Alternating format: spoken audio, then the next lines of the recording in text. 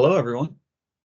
Welcome to the Office of the State Controller's Quick Vids training series. These videos are designed to help state agencies record and verify various accounting requirements within RSTARS based on guidance from the Governmental Accounting Standards Board. I'll be walking you through the lease fact pattern for the example transactions we'll be posting into RSTARS. For our example lease, we have a term of 5 years or 60 monthly payments. There's a monthly payment of $20,000 and an interest rate of 4%. We entered this information into the T-Value software, and you can see the results in the amortization schedule on the right. It gave us a present value of minimum future lease payments of $1,086,370. The total annual lease payments are $60,000, which is split between principal and interest. Interest is the $10,084, and principal is the $49,915. Finally, we have a monthly amortization of $18,106. This is calculated by taking the total present value of minimum lease payments plus any costs associated with establishing the lease, if any. In our example, there are no additional costs to include. Therefore, we would simply use the $1.08 million that we found previously. We then take that total and divide it by the shorter of the lease term length or the useful life of the asset. For our example, the lease term length is shorter, and so we used 60 months.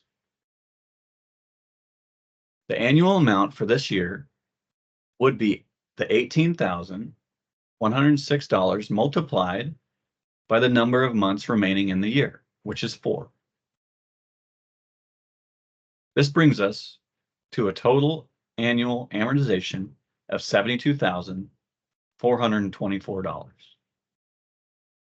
In the next few videos, we will walk through the journal entries and how to enter them into RSTARS.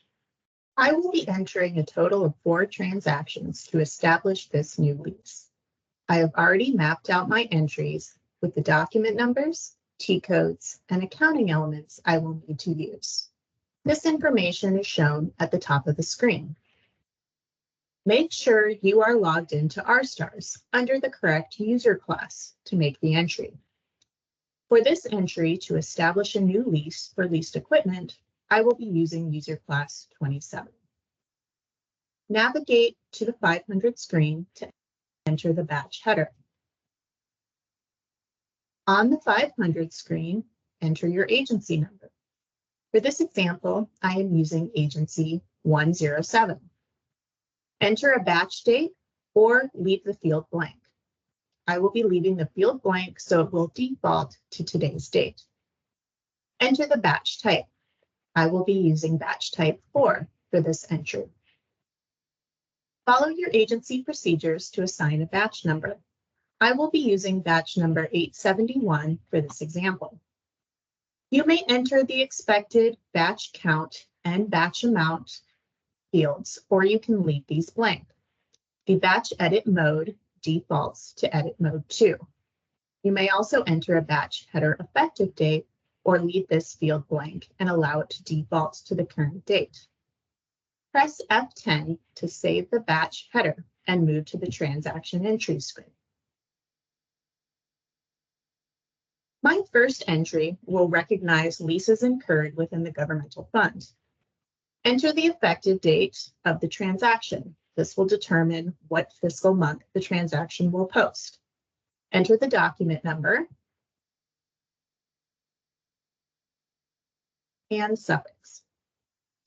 Enter the information for the batch into the transaction screen.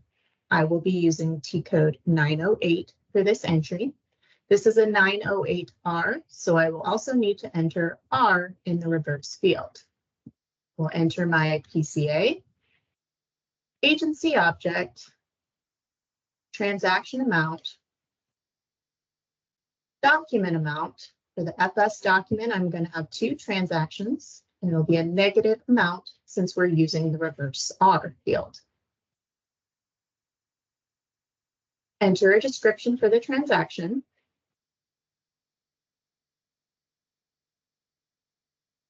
And once you've completed your input, you may press F4 to bring in all the fields that are looked up. So if I press F4, it will pull in the appropriation number, the fund, the comp object. Press F10 to save the transaction. My second entry will recognize the lease asset acquired within the governmental fund. The current document suffix incremented to 002, and many of the fields copied over from my prior entry. So I will just go through and update the fields that I need to for this current entry. Update the T code to 909. This is also an R, so I'll need to enter an R in the reverse field. The PCA remains the same, but the agency object is different. I will need to re-enter the amount for the transaction and then press F10 to save. My third entry will establish the lease liability in GL 1716 within the government-wide reporting fund. For this entry, I will need to enter a JV document number. I will input the correct information for the T code will be 462. It'll be a different PCA because we are recording this to the government-wide reporting fund. I'll update the agency object and input the amount. We'll need to update the document amount for the JV. It's going to be a positive. And I can press F4 to pull in any lookup fields. Now I have an error on this transaction. First of all, I inputted the wrong PCA. It should be 04004, so I can correct that from here. A GL account is also required with T code 462. I need to enter GL 1716 to record the lease liability with this T code. Once I've made those corrections to clear the errors, press F10 to save the transaction. My fourth and final entry in this batch will establish the leased asset in GL 0821 within the government-wide reporting fund. GL 0821 is for leased equipment. You may need to use a different GL depending on the type of leased asset. The current document incremented to 002, so I just need to update the T code, the object, input the amount, and update my GL, in this case 0821, and press F10 to save. This completes my entry. I can press F7 details to see all 4 lines of my entry. So here's my 4 transactions with all of my dollar amounts and the T codes. I can then press F6 to confirm that my batch is balanced. This batch is balanced. So at this point, I have made all my entries. This batch is now ready for review and release. We have generated the DAFR 6610 and 6620 reports to verify the information was recorded properly. The examples used in these videos were created within the acceptance region. Since OB does not include the acceptance region, we ordered the DAFR 6610 and 6620 reports, but under normal circumstances, the DAFR 6610 and 6620 reports within the OB repository will show the same information.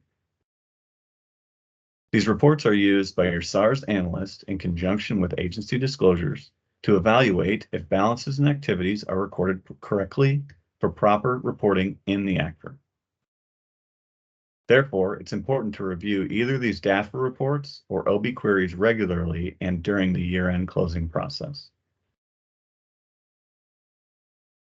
Scrolling through the reports briefly, we can verify the information.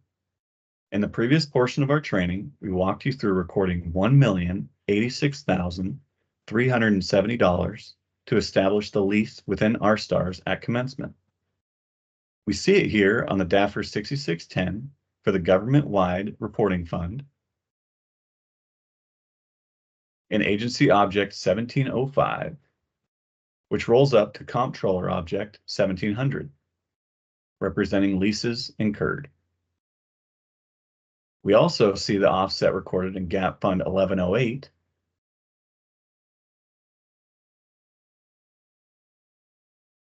for the same amount in the Agency Object 1705 and 6077. These are both appropriate. Turning to the DAFR 6620,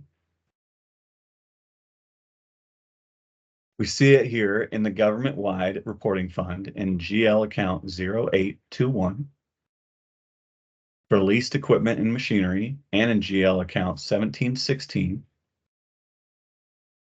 for non-current leased obligations. These are both appropriate.